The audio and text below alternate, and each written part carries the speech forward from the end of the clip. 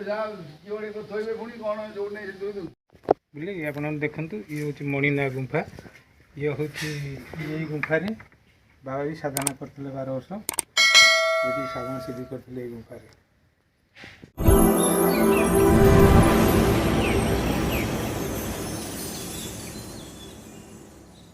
जय Jagannath welcome to my new blog. तो मैंने बहुत दिन पर मुझे कटक आई छतिया जोटा कि मो नाना घर गई मैंने ये गोटे बढ़िया जगह अच्छी जोटा कि मिला मणिनाग गुंफा आउ तो मणिनाग गुंफा न कहीं ना कहीं तो शुणी निश्चिंत जगार ना तो सी जगह मैंने मो पचर देखती गोटे पहाड़ से पचर मैंने से मणिनाग गुंफा से अच्छी मणिनाग गुंफा मैंने बहुत पुराना जोटा कि माड़िकार वर्णित जहाँ तो सीटी बिल्कुल से टाइप देखा मिले तो से आज आम जा तो वीडियो से बनवा तो वीडियो भल लगी प्लीज चैनल जो नुआ तो सब्सक्राइब करदे और पाखे बेल आइकन ऑल पर सेट करदे।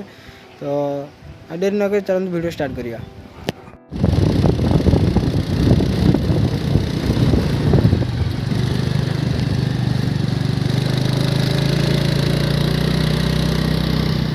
फ्रेंड्स फाइनाली आम आसी मैंने जलका धाम मणिनाग गुंफा रे आसी पहुँच जाइए। तो चलतु उपरକୁ ଯିବା देखिया ये कौन सब अच्छी जलकानंद धाम मणिनाग गुंफा व्यूटा बढ़िया अच्छी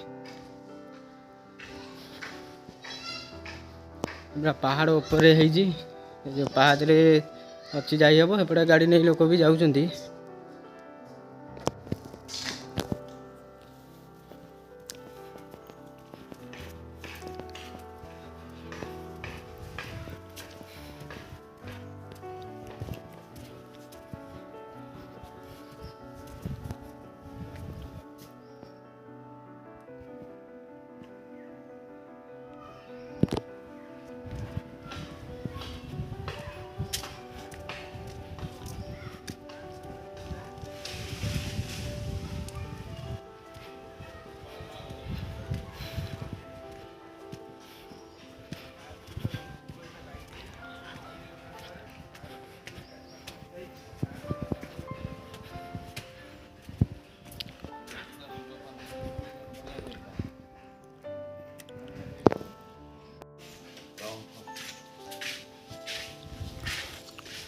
ये बाबा अच्छा आमर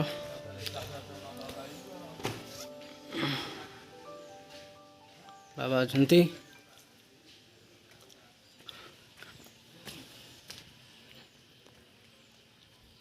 ये हूँ मणिनाग गुंफा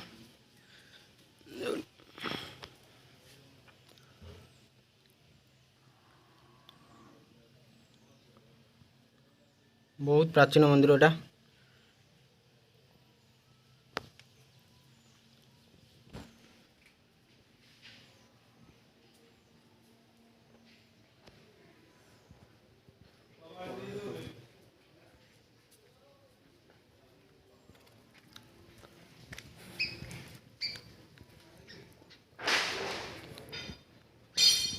पूरा पहाड़ ऊपर आम अच्छे जो गोटे आइलु से पाहाच देखा जाऊँ। यहाँ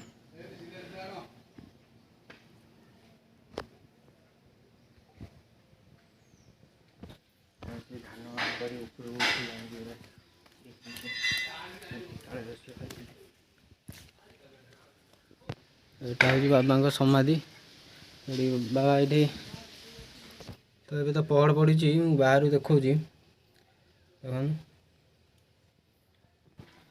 ये घरटा हूँ बाबा तो ये ताला पड़ी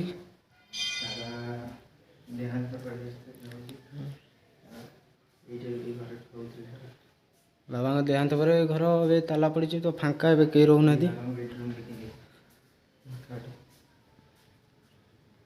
बाबा घर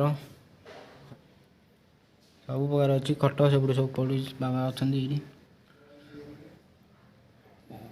भल हरिण आसी गोटे रही बाबा आश्रम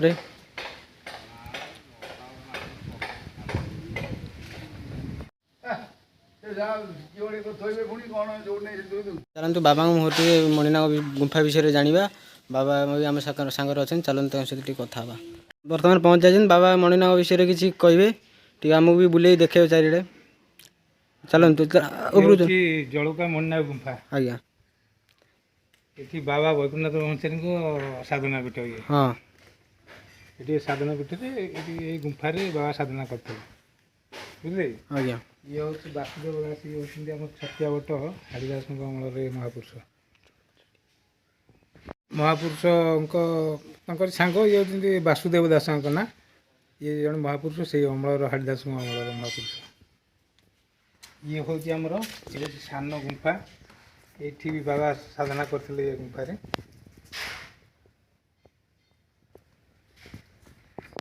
ବୁଝିଲେ କି ଆପଣ ଦେଖନ୍ତୁ, ଇଏ ହେଉଛି ମଣିନାଗ ଗୁମ୍ଫା। ଇଏ ହେଉଛି ଏଇ ଗୁମ୍ଫାରେ ବାବା ବି ସାଧନା କରିଥିଲେ 12 ବର୍ଷ। ଏଇଠି ସାଧନା ସିଦ୍ଧି କରିଥିଲେ ଏଇ ଗୁମ୍ଫାରେ। ପାହାଡ଼ର ନାଁ ହେଉଛି ଜଳଉକା ପାହାଡ଼, ବୁଝିପାରିଲେ କି। ଇଏ ହେଉଛି ଏଇ ଜଳଉକା ପାହାଡ଼ର ଇଏ ହେଉଛି ମଣିନାଗ ଗୁମ୍ଫା। ଏ ମଣିନାଗ ଗୁମ୍ଫା କେମିତି ହେଲା? ଏ ଜଳଉକା ପାହାଡ଼ରେ ପ୍ରମାଣ କରୁଛି ମାଳିକାରେ ଯେ 752 ଗୁମ୍ଫା ଅଛି। ଅର୍ଥନନ୍ଦଙ୍କ ମାଳିକାରେ ଯାହା ଲେଖା ହେଇଛି, ସେ କହିଲେ 752 ମଧ୍ୟରେ ସାର ମଣିନାଗ ଗୁମ୍ଫା ନାମ ଯାହାର। ଇଏ ହେଉଛି ସେଇ ମଣିନାଗ ଗୁମ୍ଫା। ଇଏ 752 ଭିତରୁ ଇଏ ଗୋଟିଏ ଗୁମ୍ଫା। ଏଠି ବି ଅଛି କ'ଣ ନା ଶିବକଳ୍ପରେ ଅଛି ମଣିନାଗ ଗୁମ୍ଫା ମହିମା ଅପାର, ପାତାଳକୁ ଅଛି ଦ୍ୱାର, 2 ସହସ୍ର ମୁନି ସିଦ୍ଧି ସାରୁଛନ୍ତି, କୋଟିଏ ଅଛି ଆଶ୍ରମ। ସବୁ ଆଗରେ କେତେବେଳେ କ'ଣ ହେବ ସେ କଥା କହି ହେଉନି, ଏଇସବୁ ଦେଖିବା କଥା। ନାଁରେ ପରିଚିତ, ଯେମିତି ଆମର ପୁରୀରେ ହେଲା କଳ୍ପବଟ, ଛତିଆ ବଟ, ଉଦୟ ବଟ, ନେମାଳ ବଟ, ବୁଝିପାରିଲେ କି। ଏମିତି ସବୁ ଇଏ ସେଇ ବଟ ଭିତରୁ ଗୋଟିଏ। ଆଉ ଏଇଠି ଏମିତି ସବୁ ବଟ ବୃକ୍ଷ ରହିଛି। ଆଉ ଏଠି କେହି ଦେଖି ନ ପାରନ୍ତି ସଦା ନେତ୍ରେ ଦେଖି, ଯୋଗ ମାୟା ସୁଜ୍ୟୋତିରେ ଜଳକା କରିଛି, ଏଣୁକରି ଜଳଉକା ତା ନାମ ଦିଆଯାଇଛି। ତ ବାବାଙ୍କ କହିବା ଅନୁସାରେ ଏଇଟା ହେଲା ଅହି ବଟ, ଯେଉଁମାନେ ଧର ବଟ ମନ୍ଦିର ଯେଉଁ ବଟ ବୃକ୍ଷ ଅଛି ସେଇଠି ଆମର ଜଳକା ଧାମରେ ଏଇଟା ହେଲା ଅହି ବଟ। ତ ଦେଖିପାରୁଥିବେ କେତେ ବଡ଼, ବହୁତ ପୁରୁଣା ଗଛ, ଯାହାକି ବାବାଙ୍କ ମୁହଁରୁ ଆପଣମାନେ ଶୁଣିଲେ। ତ ଚାଲନ୍ତୁ ଆହୁରି ମଧ୍ୟ ବୁଲିକି ଦେଖିବା କିଛି ନୂଆ ଜିନିଷ। ତ ଚାଲନ୍ତୁ ଫାଇନାଲ ମନ୍ଦିର ଜଗନ୍ନାଥ ଆଉ ରାଧାକୃଷ୍ଣ ପହଡ଼ ତ ପଡ଼ିଛି, ଯାହା ଖୋଲା ହେବ ଯାଇ 2ଟା ପରେ ବାବା କହିବା କଥା। ତ ଆମେ ଯଦି ହେବ ଯଦି ଦେଖେଇ ପାରିବୁ, ନଚେତ ଆମେ ବାହାରିଲୁଣି ବି। ଏବେ ତ ଟାଇମ୍ ବି ଆଡ଼୍ ହେଇଗଲାଣି, ତ ଘରକୁ ଏବେ ଆମେ ବାହାରିଲୁଣି। ଇଏ ମନ୍ଦିର ହେଇଥିଲା 1960 ମସିହା 62 ମସିହାରେ ଇଏ ପ୍ରତିଷ୍ଠା କରିଥିଲେ ବାବା ଏ ଠାକୁରଙ୍କୁ, ବୁଝିଲେ। ଇଏ ଏଠି ସେଠି ଅଛନ୍ତି ଆମର କାର୍ତ୍ତିକ ପୂର୍ଣ୍ଣମୀ ଦିନ ଏଠି ସବୁ ରାହାସ ହୁଏ। ଶହ ଲୋକ ଏଠି, ହଜାର ଲୋକ ସମାଗମ ହୁଅନ୍ତି। ଏଠି ରାତିରେ ରାହାସ ହୁଏ। ଅଷ୍ଟସଖୀ ଏଠି ଅଛନ୍ତି। ଏ ବାବାଙ୍କର ବି ସେଠି ଅଛି। ଦ୍ୱାଦଶ ରାହାସ ତହିଁ ମୋର ହେବ ଚହଟିବ ଲୀଳା ଚାରି, ଅଷ୍ଟସଖୀଙ୍କର ବିଗ୍ରହ ରୂପିଣ ବୁଲାଇବେ ବ୍ରହ୍ମଚାରୀ। ଏଠି ଏଇ ବଟ ଚାରିକର ଏମିତି ରହନ୍ତି ସବୁ ଅଷ୍ଟସଖୀ। ଏଠି କୁଞ୍ଜ ରହିଛି। ଏ କୁଞ୍ଜରେ ଏଠି ରାହାସ ହୁଏ। ଯେଉଁମାନେ ମନ୍ତ୍ର ନେଇଥିବେ ସେମାନେ ଏଠି ରହି ରାହାସ କରନ୍ତି। ରାତିଟା ଉଜାଗର ପାଇଯାଏ, ରାତି ଶେଷ ଯାଏ। ସକାଳ ଭିଉଟା ପୁରା